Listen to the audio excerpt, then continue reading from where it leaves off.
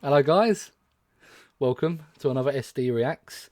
I got quite a good response from my last Men in Black. Not in the comments, obviously, as you can see, but from people messaging me and people I talked to as well, saying it was really interesting and they'd like to see more. So I thought I'd do another video on the real Men in Black. This one is a little bit more in depth and it explains who they are, and it's got a few stories in it. It's about 9 minutes long, but I think I'll do it in two parts. So we'll do the first 5 minutes of this one, with me sort of pausing to give an opinion, sort of thing, and then we'll do another one. So we'll watch it all, but it'll be in two parts. This one is, I'll have to give props to Nuke's Top Fives because it's his voice you'll hear. I'll leave the audio on because he describes it very, very, very well. It's very, very well made video on them, and it's very, very detailed as well. So I think it'll be quite a good little watch. If you don't want to wait for the part two to come out, I will link the full video. I'll put the link into Nuke's Top Fives, or just Top Fives, I think it is now. The link in the bio in the description, so you can just watch it whenever. But no, it's really, really good. I've sort of had a preliminary watch just to see what it's about, and it looks really, really interesting. So we'll jump in. The Men in Black. Everyone who's heard of them can't help but be fascinated by their secrecy, and anyone who's tried doing research on them will know that, real or not, there really is a lack of information out there about their existence. Now, most people's perception of them comes from the famous movie The Men in Black, or even the observers from Fringe, but in this video you'll see that the real thing is far more terrifying than how they are portrayed in the media. In real life, it's believed they dress in black suits and come into your home uninvited, or bump into you in the street to tell you that what you thought was an alien craft or alien being was just your imagination running wild. It wasn't really there, so do not go spreading it around to your friends or family, or we will bring you nothing but harm. See, this, what you're watching there, like what I was saying in the last video, it's the intimidation. You make a report to the police. Hello, I've seen a UFO.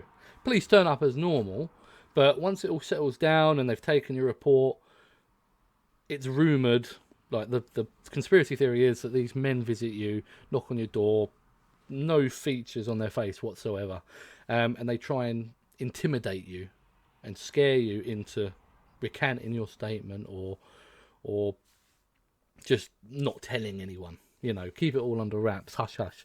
And this clip you're seeing here, I actually read about, and I can't remember exactly. Hopefully, it tells you about it. But two Men in Black come in. They ask to see a woman, and or a man, and he's not there. And then they walk out, and then that person that they're looking for is reported missing and never seen again, just like the person in the previous video. But let's crack on. They are said to work with or for the government, and apparently often claim to be representatives of the Nation of the Third Eye, either as government officials or some part of the military service. Their appearance is believed to be somewhat agent-looking, with their black suits, hats, and sometimes glasses. Those who believe they have been contacted by them say that it's not their clothing that disturbs them though, but their unusual facial features and odd behaviour. I mean, look at his shoulders, man. Like this, you can't. I might have to add an arrow, but the guy at the back, what the fuck's he got in there? He's literally a square. Like literally, if it's so fucking weird. He's literally like a box. Weird. In 80% of believed reports, they have been described as having no facial hair, large unhuman eyes, bizarre movements, and monotone robotic voices. This has led many to believe that the Men in Black might not actually be men in black, but instead extraterrestrial beings working alongside the government, trying to keep secrets from getting out. If you have seen the video I made about believed Men in Black encounters, you will know that visits from them date back to the Maury Island incident in 1947. But since then there have been hundreds of believed visits from them, 5 of which I talked about. Just quickly, that blah blah island incident, there's a series or a film made on it, I think, called Project Blue Book. Very, very, very good. Very, very good. About in that other video, such as Albert K. Bender's encounter, in which men dressed in black harassed and threatened him, after he was going to publish what he believed was strong evidence of alien sources, leading to him closing down his publications, right up to the famous actor Dan Aykroyd's encounter in New York City. But there are many more believed encounters, and an extremely interesting one is that of Danny Gordon.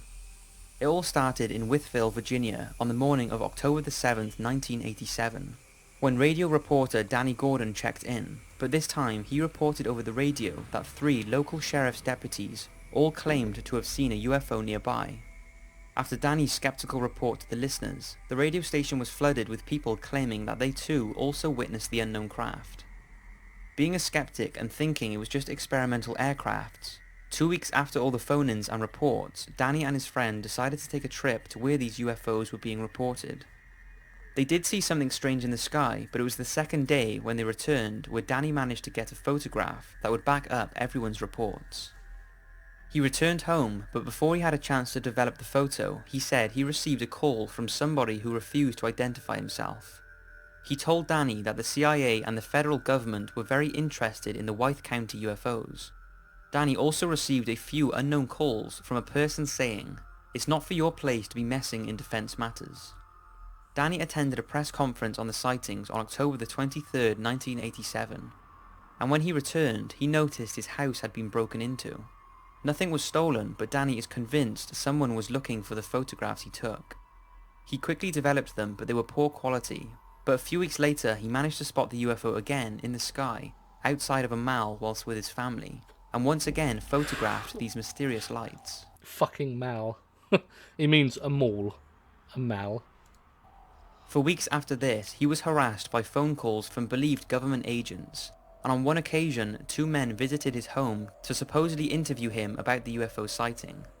Danny said they stayed for around 45 minutes. One was talking and the other man was taking photographs of his home. They told him it would be published in the local newspaper and that they would send it to him. Danny didn't suspect anything suspicious with all of the media attention he had been getting during this time. But when he didn't receive the paper weeks after, he rang up the local newspaper and they told him that they had not run a report on him. A few weeks later, Danny was looking through his UFO files, including some of the photographs he had taken, but noticed that the set he took outside of the mall were missing. Danny was now confident the men who entered his home were the real Men in Black and had stolen the photographs. A few months later, Danny collapsed due to severe exhaustion and was cautioned that continuing his UFO research could jeopardize his health. So he broke contact with all things UFOs and has not had any more trouble. Since more than 1,500 people reported seeing UFOs in the sky within a 3-month period in Wytheville, it definitely makes this an interesting case. So maybe Danny was really telling the truth. Yeah, something like that. The numbers speak for themselves. What they are is open to interpretation, you know. It could be weather balloons, it could be experiments by governments, not just the US, could be any number of countries trying out and surveilling the states kind of thing. But usually, you know, lights darting across the sky, no sort of gravity pulling them down, no engines, no noises, you know, it's unexplainable. Could even be humans or beings that are flying about in their light body. You know, in my book I've written a novel regarding this sort of stuff, aliens and blah blah blah blah blah blah. And one of the ways I describe lights in the sky in my book is, it's my belief that every human being has a light body, what they call the Merkaba or Merkaba, around them. And if you come out of your physical body, you can sort of fly around in your light body, your spirit or your consciousness.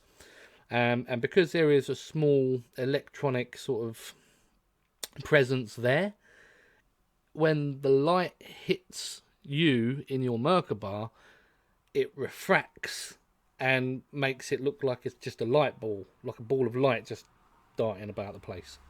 So it could be that.